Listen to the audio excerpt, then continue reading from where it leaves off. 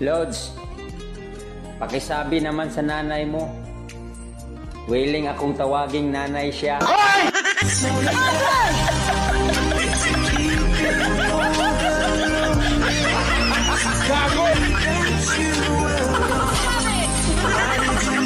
Alam mo sinungaling ka.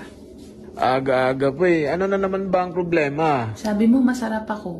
Masarap ka naman ah. Sino ba may sabing hindi? Eh bakit tumikim ka sa iba? Dinuguan kasi ang nasa bahay eh. Yung nasa kabila. Adobo.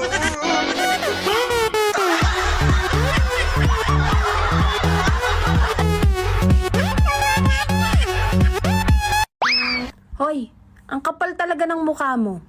Biruin mo, namimiss na naman kita. Hayop ka. Hindi mo alam kung ano ang nararamdaman ko.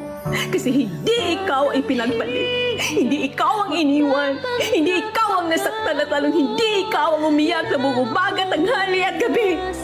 Kaya ano ngayon? Anong sabihin mo sa akin ngayon? No? Kalma, baby kalma.